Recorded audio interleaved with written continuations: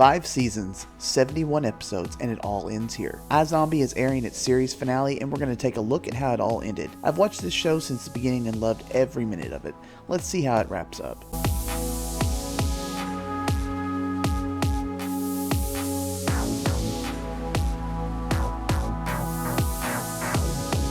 The final season has been building to an all-out war between the remaining humans of Seattle and the zombies. Various factions have been plotting for the past 13 episodes, and now it's all reached its boiling point. Liv, Robbie, and Clive snuck out of Seattle to get one of the 2 ingredients they needed to create a lasting cure. Major was supposed to get the tainted Max Rager drink to complete everything, but was taken off guard by his troops at Fillmore Graves, who jumped ship and joined the other team. The episode begins with evil food truck lady and her men taking out a Fillmore Graves guard as they're on a quest to kill all the high-ranking officials. On the plane ride home, a passenger mistakes Liv for Kristen Bell. I thought this was hilarious considering how closely related this show and Veronica Mars are. The lady continues to ask Liv where she knows her from. Concerned that the woman will identify Liv as Renegade, they try to drug her drink so that she'll pass out for the duration of the flight. The plan goes wrong though when the flight attendant mixes up the glasses. Meanwhile, Major turns himself into Fillmore Graves and agrees to help them. He needs access to gain the Max Rager drink, and Fillmore Graves is needing soldiers, so they gladly accept him. Blaine has taken Peyton and the zombie orphans hostage and demands time alone with her.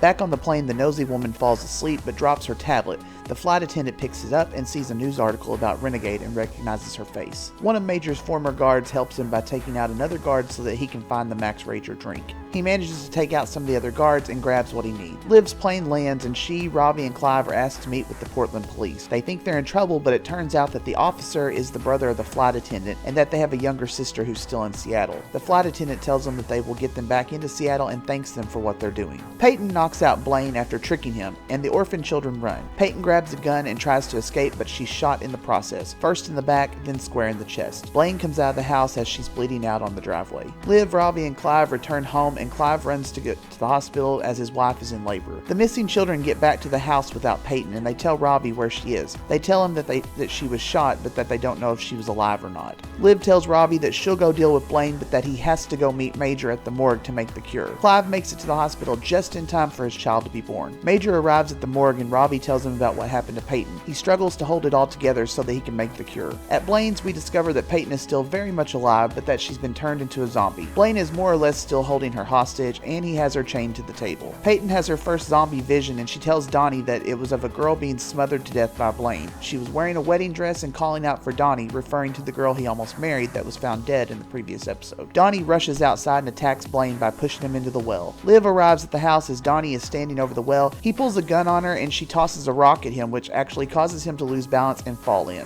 Thinking she's lost Peyton, Liv breaks down crying and then turns around to see Peyton standing behind her. Major and Robbie go to a television station to try and get the word out about the cure. Thinking they have very little choices, Major makes a last call to Liv to tell her how much he loves her. News breaks of the cure while the Fillmore Graves team yank the news anchor off the air. They're interrupted though as evil food truck lady's team, the Dead Enders, shows up at the station and begins firing. Major reveals himself to Enzo as he's making a speech to the public. He tells him there is a cure and that he'll take it himself, and then Enzo can shoot him to prove that the cure works. He injects himself with the cure as Enzo fires on him. Robbie rushes out and distracts Enzo and injects him with the actual cure, and then one of the men that worked for Liv shoots him in the head. Outside the station, evil food truck lady shoots and kills her own son. At the morgue, Clive calls Liv and tells her about what he saw on TV. He tells her that he thinks Major is dead. At the TV station though, Major wakes up as Robbie tells him that he switched the injections so that Major wouldn't actually be taking the cure and therefore is still a zombie and didn't die. Liv listens to Major's voicemail, still thinking that he's dead, and Clive's ex-girlfriend walks in to check on Liv after seeing everything on TV and then sees someone enter. We don't see who it is, and she tells whoever it is at the door that they're not supposed to be in here just as a bomb goes off and she's blown backward. Now the show jumps very far into the future, 10 years to be exact, and we see that Clive and his wife are still working for the police department. Clive is having a virtual meeting with someone, and inside the VR world we see Robbie waiting on him. Peyton shows up to the meeting as well, and we find out that she and Robbie are still together and that things are going great for them. A man appears and surprise, surprise, it's another Veronica Mars cast member. It's Pez, who played Veronica's boyfriend in season 3 and also in the Veronica Mars movie. He's hosting the virtual show and introduces himself and says that he's there with 3 guests to go over the famed Battle of Seattle, where the zombie virus ended thanks to the cure. To get everyone up to speed, the host asks Clive if he's still working for the police, and we find out that he and his wife are actually on the San Francisco Police Department and no longer in Seattle. The host host asks Peyton about what she's doing, and she tells him that she's a district attorney in Atlanta, while Ravi is the head of the CDC and has also written a few books that have done very well. The host tells the audience that after the battle, not everyone chose to take the zombie cure, but that because there was a cure, the virus no longer posed a threat, and Seattle rebuilt and repopulated with humans and zombies alike. He questions why Clive, Ravi, and Peyton chose not to return to Seattle, though. They all say that after everything that happened, they just didn't want to go back. The host asks about Liv and then tells how she was the face of the zombie movement, but was killed tragically by a suicide bomber. Ravi says the whole police station crumbled into the morgue and that there was no chance Liv survived the blast. Peyton says they've all moved on, but Major kept working to clear the rubble so they could try and find Liv. The host says Major hasn't been seen in a decade and that people don't know what happened to him. He says that there's been sightings of Liv all over the world for the past couple of years, but Ravi, Peyton, and Clive tell him there's absolutely no truth to that if she'd survived, they would have known by now. We see a flashback to Major returning to the hideout and Liv being there. She and Major reunite and share a passionate kiss. We see Major and Liv sitting outside as children run past them into a beautiful home. The virtual show ends and the host leaves.